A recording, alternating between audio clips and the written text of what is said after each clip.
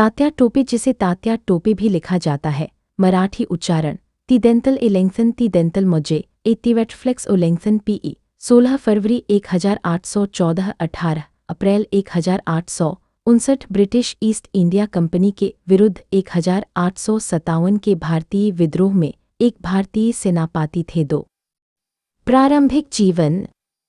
रामचंद्र पांडुरंग येवलकर के रूप में उनका जन्म एक मराठी देशस्थ ब्राह्मण तींदो परिवार में येवला, नासिक के पास में हुआ था। पिठूर के नाना साहब के एक निजी अनुयायी अंग्रेजों द्वारा कानपुर, तब कानपुर के नाम से जाना जाता था, पर पुनः कब्जा करने और जनरल विंडहैम को शहर से पीछे हटने पर मजबूर करने के बाद वे ग्वालियर की टुकड़ी के साथ आगे बढ़े। बाद में एक आधिकारिक बयान के अनुसार तात्या टोपे के पिता पांडुरंग येवलकर और माता रुक्माबाई थीं। 5 टोपे जन्म से मराठा विशिष्ट ब्राह्मण थे। 5 एक सरकारी पत्र में उन्हें बड़ौदा का मंत्री बताया गया था, जबकि एक अन्य पत्र में उन्हें नाना साहब के समान बताया गया था। 5 उनके मुकदमे के एक गवाह ने तात्या टोपे को मध्यम कदकाठी, गेहुना रंग और हमेशा सफ़ेद चुकरीदार टोपे को ब्रिटिश सरकार ने 18 अप्रैल 1859 को सीपरी, अब शिवपुरी में फांसी दे दी थी। 1857 के भारतीय विद्रोह में प्रारंभिक भागीदारी।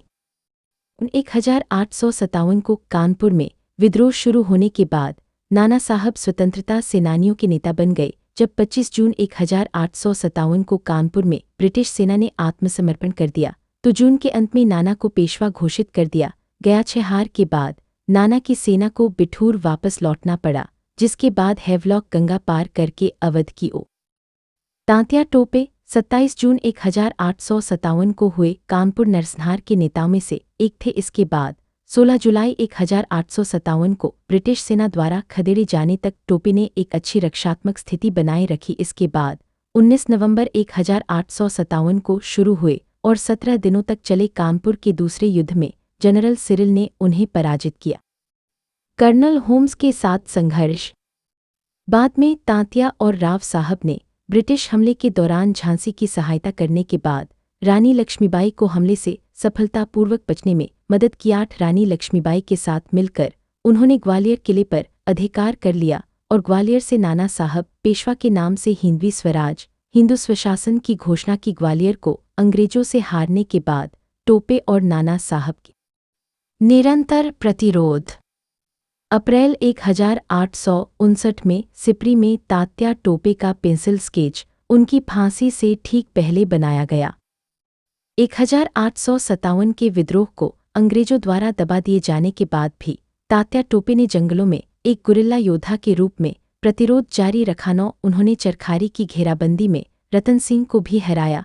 उन्होंने राज्य की सेनाओं को राजा के खिलाफ विद्रोह करने के लिए प्रेरित किया और बनास नदी में खोए तोपखाने को वापस पाने में सफल रहे। इसके बाद टोपे अपनी लाल किले के युद्ध स्मारक संग्रहालय में तात्या टोपे की प्रतिमा 1859 तक विजयपुर राज्य पहुंच गए और 2 और हार का सामना किया। इस समय उन्होंने नरवर के राजा मान सिंह और उनके परिवार से मुलाकात की और उनके दरबार में रहने का फैसला किया। मान सिंह का ग्वालियर के महाराजा के साथ विवाद चल रहा था, जबकि अंग्रेज टोपे को उनके जीवन और महाराजा द्वारा किसी भी प्रतिशोध से उनके परिवार की सुरक्षा के फांसी।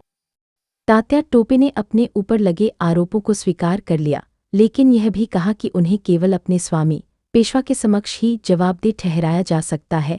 18 अप्रैल 1859 को सिपरी में उन्हें फांसी दे दी गई। 2 हर साल राज्य सरकार और स्थानीय लोग इस दिन तात्या टोपे को श्रद्धांजलि देते हैं और शहीद मेला आयोजित करते हैं।